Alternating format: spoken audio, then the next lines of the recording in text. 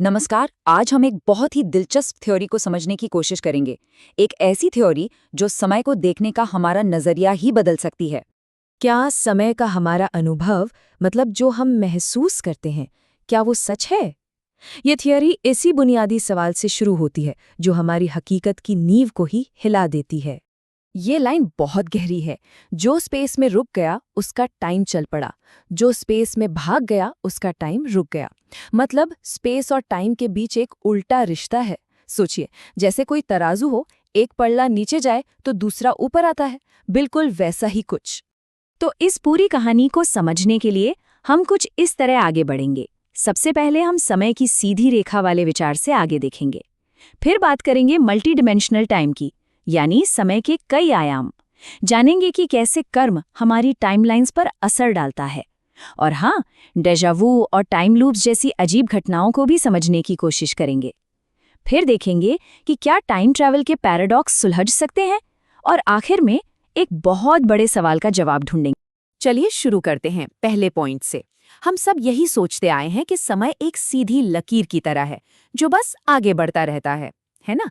पर ये थ्योरी इसी सोच पर सवाल उठाती है। तो अहम बात यह है कि स्पेस और टाइम एक दूसरे को बैलेंस कर रहे हैं। इस थ्योरी में इसे टाइम कंट्रैक्शन एंड एक्सपेंशन या टीसीई कहा गया है। मतलब समय रबर बैंड की तरह है, कभी खिंचता है, कभी सिकुड़ता है।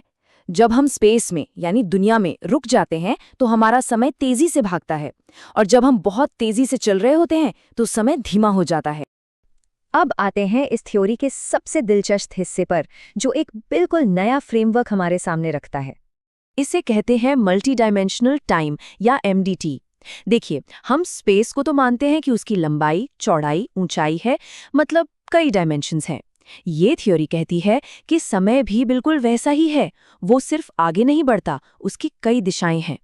इसको ऐसे समझिए, स्पेस की 3 जानी पहचानी दिशाएं हैं, एक्स, वाई, जेड, है ना? ऊपर, नीचे, दाएं, बाएं, आगे, पीछे।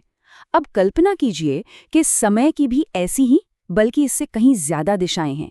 हर दिशा एक नई संभावना है, एक अलग हकीकत। अब ये बहुत कमाल की बात है। देखिए, किसी भी पल हमारे सामने कई रास्ते, मतलब कई टाइमलाइंस मौजूद होती हैं। फिर हम अपने आज में कोई काम करते हैं, कोई फैसला लेते हैं, और उन हजारों में से एक रास्ता चुन लेते हैं। और जैसे ही हम वो रास्ता चुनते हैं, सिर्फ हमारा भविष्य ही तय नहीं होता, बल्कि उस भविष्य तक पहुंचाने वाला अतीत भी उसी पल तय हो जाता है। कमाल है ना? हमारा एक फैसला एक ही वक्त में अपने पास्ट और फ्यूचर दोनों को चुन रहा है। तो सवाल उठता है कि अगर इतने सारे अनगिनत रास्ते हैं, तो हम किसी एक खास रास्ते पर ही क्यों चलते हैं? इसका जवाब ये थियरी देती है, कर्म। और यहाँ कर्म का मतलब सिर्फ अच्छे बुरे कामों का हिसाब किताब नहीं है।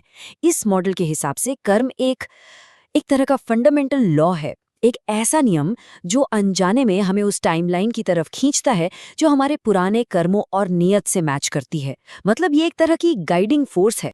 इस बात को एक उदाहरण से समझते हैं कि कैसे आज की एक घटना हमारे कल को बदल सकती है।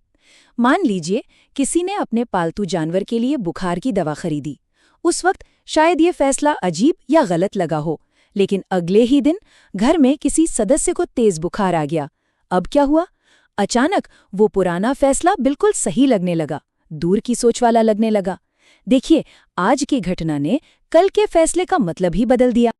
अच्छा, अब जब हम ये समझ गए हैं कि पास्ट और प्रेजेंट कैसे जुड़े हैं, तो चलिए जीवन के कुछ बहुत ही अजीब अनुभवों को समझने की कोशिश करते हैं, जैसे कि देजावू। हम सब ने कभी न कभी देजावू महसूस किया है ना? वो अजीब सी फीलिंग की, अरे ये तो पहले हो चुका है। साइंस कहता है कि ये दिमाग का एक छोटा सा ग्लिच है, पर ये थियोरी एक अलग ही कहानी बताती है। इसके मुताबिक डेजावू कोई ग्लिच नहीं, बल्कि एक याद है। एक ऐसी याद जो किसी दूसरी मिलती जुलती टाइमलाइन से लीक होकर हम तक पहुंच रही है, जहां वो घटना सच में पहले हो चुकी है। डेजावू से भी एक कदम आगे है टाइम लूप इफेक्ट या टीएलई। ये एक बहुत ही एक्सट्रीम सिचुएशन है। ये तब होता है जब कोई इंसान एक ही घटना को बार बार जीता है, लूप में फंस जाता है।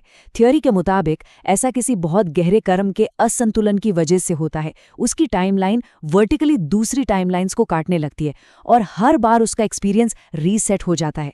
और ये लूप तब तक चलता रहता है जब तक उस लूप के पीछे का कर्म या उससे जुड़ा सबक सीखा नहीं जाता। अच्छा, अब सबसे बड़े सवाल पर आते हैं, टाइम ट्रैवल और उससे जुड़ा सबसे मशहूर पैराडॉक्स, ग्रैंडफादर पैराडॉक्स। ये थ्योरी इसके बारे में क्या कहती है? मान लीजिए कोई टाइम में पीछे जाकर अपने दादाजी से मिलता है, तो क्या होगा? इस थ्योरी के हिसाब से कई संभावनाएं हैं। हो सकता है कि वो इंसान जिसे मारा गया वो असल में बायोलॉजिकल ग्रैंडफादर थे ही नहीं, या फिर एक नई टाइमलाइन बन जाएगी जिसमें उनका वंश अलग हो। मतलब पास्ट बदल तो जाएगा, लेकिन कर्म उस पूरी हकीकत को फिर से बैलेंस कर देगा ताकि आपका अस्तित्व बना रहे। और एक चौथी, इससे भी गहरी संभावना मौजूद है। लेकिन यहाँ एक बहुत बड़ा ट्विस्ट है। ये थ्योरी कहती है कि टाइम ट्रैवल असंभव है, लेकिन शैडो यूनिवर्स ट्रैवल मुमकिन है। अब ये क्या है? इसका मतलब है कि कोई समय में आगे पीछे नहीं जाता, बल्कि वो एक दूसरी पैरेलल हकीकत में चला जाता है। इसी को शैडो यूनिवर्स ट्रैवल कहते हैं। मतलब एक ऐसी यूनिवर्स में जाना जो बिल्कुल हमारे जैसा ही है। वहां पर हमारी एक परछाई, एक कॉपी भी है, लेकिन उसकी चेतना अलग है, वो एक अलग इंसान है।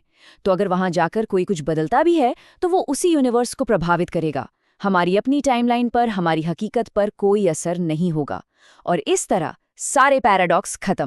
और ये सब बातें हमें इस पूरी थ्योरी के सबसे गहरे और शायद सबसे चौंकाने वाले नतीजे पर लेकर आती हैं। ये लाइन सब कुछ कह देती है। हम टाइम लूप में नहीं हैं, हम खुद ही टाइम हैं। सोचने का नजरिया ही बदल गया। हम समय के अंदर सफर करने वाले कोई मुसाफिर नहीं है। हमारी चेतना ही वो इंजन है जो समय को बना रही है, जो उसे चला रही है। तो आखिर में ये थ्योरी हमें एक बहुत बड़े सवाल के साथ छोड़ जाती है। अगर समय हमारी चेतना से बना एक भ्रम है, तो फिर हमारी हकीकत, हमारी असलियत को क्या चीज़ तय करती है?